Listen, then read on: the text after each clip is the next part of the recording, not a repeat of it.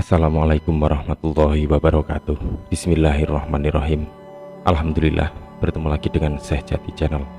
Pada kesempatan kali ini saya berusaha menjawab pertanyaan dari sahabat Syekh Jati atas nama akun Fuad Muhtadi. Pertanyaan tersebut ditulis dalam kolom komentar video Syekh Jati yang berjudul Q&A Perang di Alam Mimpi. Langsung saja kita bacakan pertanyaannya. Assalamualaikum. Waalaikumsalam warahmatullahi wabarakatuh. Saya mau nanya, kenapa ya setiap saya bermimpi berantem sama perempuan, saya mau mukul pun gak bisa, karena kekuatan perempuannya jadi gak bisa gerak. Tapi saya suka inget yang di alam nyata baca Al-Fatihah. Setelah saya baca Al-Fatihah, alhamdulillah tuh perempuannya kalah dan saya bisa gerak lagi. Alhamdulillah, ini adalah sebuah pengalaman yang bagus. Tapi mohon maaf sebelumnya, mohon untuk mensikapi hal seperti ini, kita bisa mensikapi dengan logika dan akal, meskipun itu di dalam alam mimpi ataupun di dalam dunia batin. Mungkin batin tidak tercerna oleh akal, tetapi di dalam kesadaran kita saat ini, saat kita sadar, akal harus sangat berperan. Karena seperti yang sudah kita ketahui bahwa logika dan akal itu adalah salah satu pelengkap kesempurnaan manusia. Tanpa akal manusia tidak lengkap lagi, kurang sempurna, dan ibadahnya pun tidak sah. Jadi ada beberapa poin penting di sini untuk kita kupas. Yang pertama adalah perempuan, yang kedua adalah memukul, kemudian Al-Fatihah, dan Anda sendiri yang menyaksikan mimpi tersebut. Itu semua adalah keutuhan dari pribadi Anda.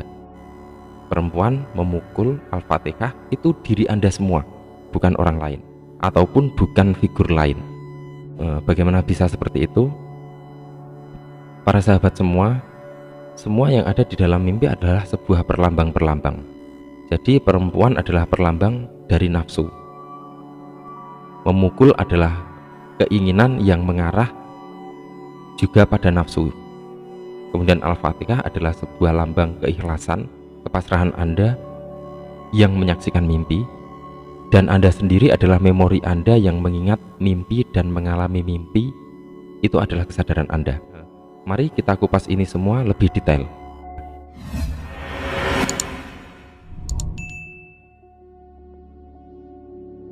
Para sahabat semua, jadi perempuan dalam hal ini adalah perlambang dari nafsu. Itu adalah unsur api. Kemudian nafsu Anda tersebut menguat hingga keluar menjadi sebuah buah pikir yang kurang baik atau mungkin bahkan jahat. Itu adalah lambang perempuan atau lambang nafsu. Maka bagi kita, orang yang memiliki iman, pastilah akan terjadi perlawanan di dalam dirinya sendiri. Akan ada perdebatan di dalam benak Anda sendiri. Perlawanan antara iman dan nafsu itu adalah gambaran atau perlambang pukulan di dalam mimpi Anda tadi. Anda melawan nafsu Anda sendiri dengan keinginan yang tidak terhubung oleh akal. Mengapa Anda memukul? Itu pasti ada sebab. Minimal ada sentuhan-sentuhan yang mengganggu Anda mungkin, atau sebuah pemikiran yang tidak bisa Anda terima mungkin. Akan tetapi ketika timbul keinginan untuk memukul, itu bisa dikatakan ada keinginan mengalir tanpa melalui akal. Seharusnya setiap keinginan itu terkoneksi ke akal dan pikiran. Kemudian ada penyaringan di situ. Sehingga ketika fungsi akal maksimal, itulah yang disebut manusia sempurna. Yakni mampu memilih baik dan buruk. Dan ini bukanlah kecerdasan otak, tetapi kecerdasan akal dan budi manusia.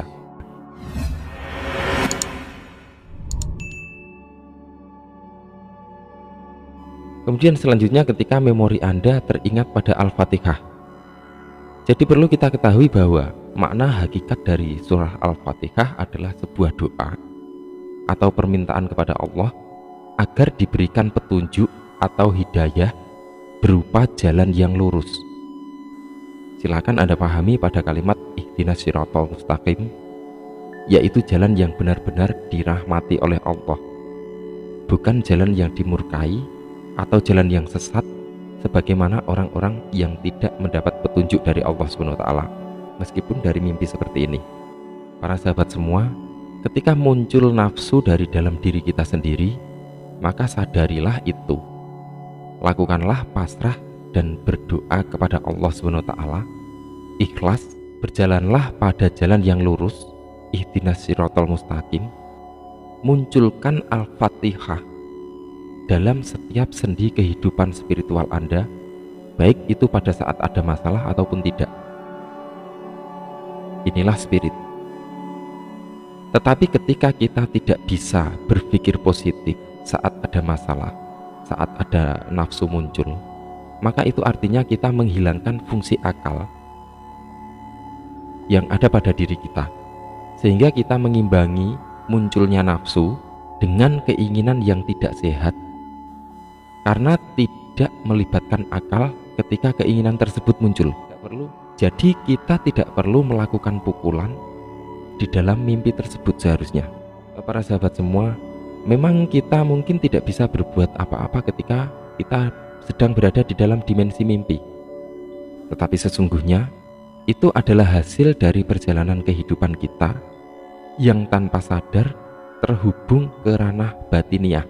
Jadi kehidupan keseharian kita tadi atau kemarin, kemudian malamnya kita bermimpi,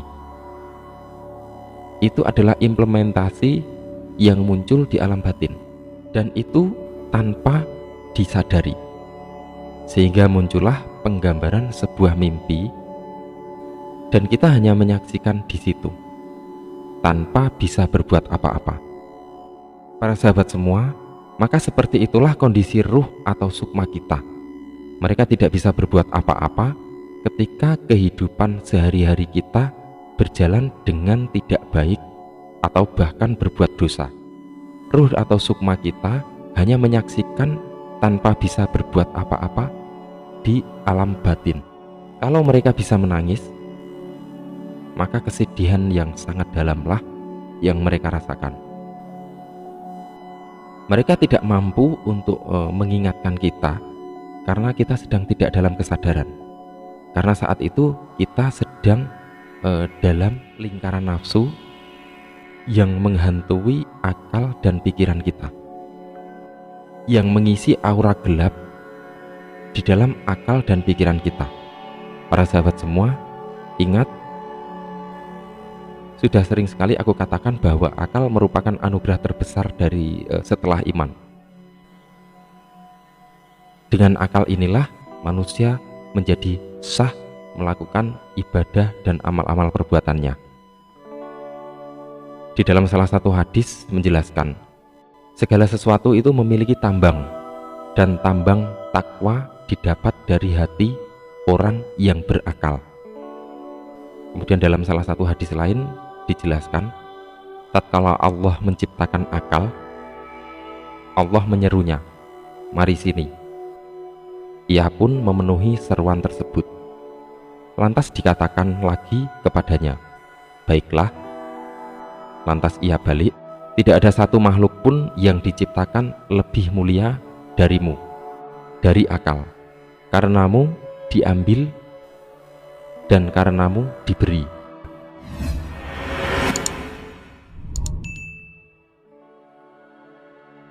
Sahabat semua, bisa saja mimpi seperti yang sudah terbacakan tadi diartikan bahwa ada makhluk perempuan gaib yang berkekuatan jahat dan sangat kuat akan mengganggu Anda. Maka silahkan amalkan Al-Fatihah tersebut beribu-ribu kali dan lain sebagainya. Tetapi ini akan menjadikan mindset kita menjadi sedikit horor atau mistis, sehingga nafsu yang timbul tadi akan menjadi tambah kuat dengan pemikiran yang agak negatif seperti itu. Akhirnya nafsu terpupuk subur tanpa ilmu atau pemahaman yang benar. Semoga bermanfaat. Wallahu a'lam bishawab. Wassalamualaikum warahmatullahi wabarakatuh.